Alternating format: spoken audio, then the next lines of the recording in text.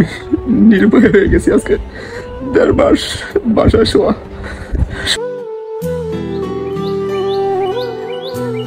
আসসালামু আলাইকুম।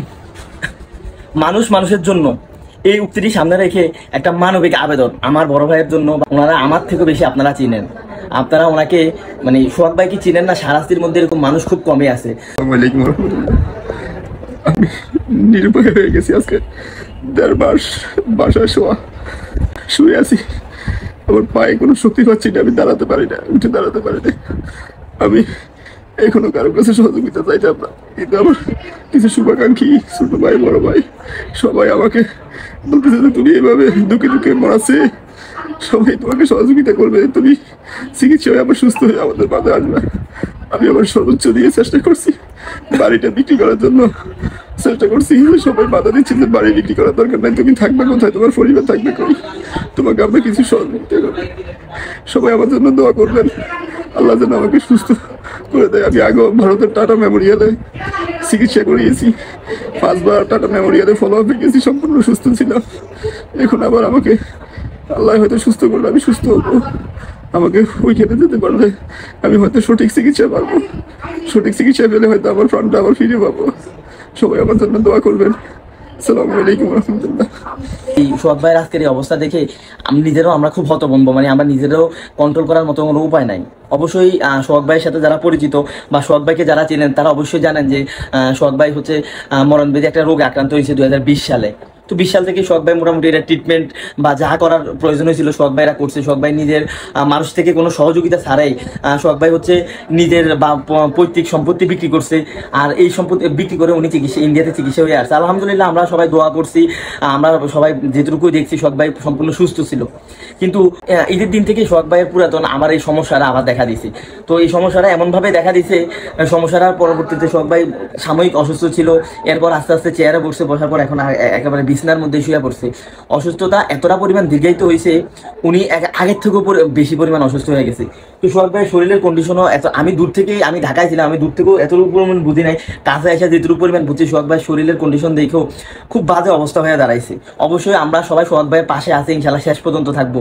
আর সবাই আল্লাহর কাছে দোয়া করবেন যেহেতু সোহাগ ভাই সম্পূর্ণ সুস্থ হয়ে আসে। তো সোহাগ ভাইয়ের বিষয়টা আমি একটু আপনাদের কাছে একটু শেয়ার করতেছি। সোহাগ ভাই আগেও চিকিৎসা হয়েছে, নিজের বাপের পৈতৃক সম্পত্তি বিক্রি করে, কলেজের সামনে সম্পত্তি ছিল উনি বিক্রি করে সুস্থ হয়েছিল বা চিকিৎসা চালাইছিল।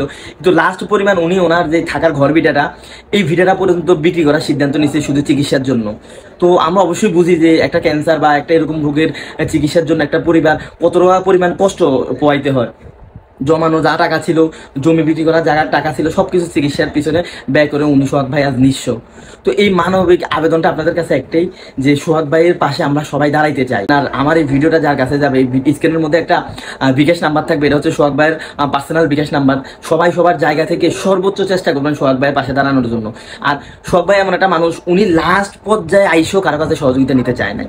আমরা সবাই ওনারা ধৈরা ওনারা বুঝাইছি যে মানুষ মানুষের জন্য, উনি এখনো সহযোগিতা নেওয়ার জন্য, মানে উনি যে এখনো মানুষের কাছে হাত পাতবে সহযোগিতা নেবে এটাও উনি চাইতেছে না।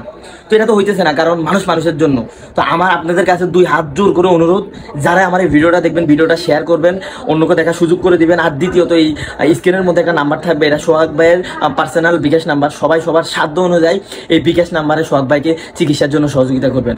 একটা কথা মাথায় রাখবেন, আপনি যদি কারো পাশে দাঁড়ান আল্লাহ আপনার পাশে দাঁড়াবে। আর সোহাগ ভাইয়ের মতো একজন ব্যক্তি, সোহাগ ভাইয়ের মতো একজন ব্যক্তি, একজন মানুষ একটা সমাজের জন্য খুবই গুরুত্বপূর্ণ। সোহাগ ভাই আমি আমার জীবন দশা দেখার মতো ওনার খারাপ সাইড আমি দেখি নাই, যাহা দেখছি ওনার ভালো সাইডে দেখছি। এরকম একজন মানুষ আমাদের সমাজ থেকে চলে যাওয়া আমাদের জন্য ক্ষতিকর। তো আপনাদের কাছে 2 হাত জোর করে আমার একটা অনুরোধ, আমার এই ভিডিওটা যার কাছে যাবে সবাই অন্তত সোহাগ ভাইয়ের জন্য দোয়া করবেন। আর বিকাশ নাম্বারে, এখানে স্ক্রিনের মধ্যে একটা বিকাশ নাম্বার দেওয়া আছে, এটা সোহাগ ভাইয়ের বিকাশ নাম্বার।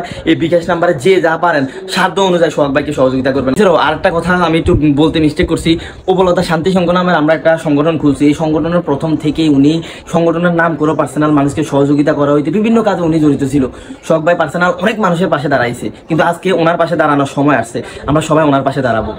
সোহাগ ভাইয়ের জন্য দোয়া করবেন যেহেতু সোহাগ ভাই শেষ পর্যন্ত চিকিৎসায় আবার আমাদের মাঝে সুস্থ হয়ে ফিরে আসতে পারে। সবাই ভালো থাকবেন। আসসালামু আলাইকুম।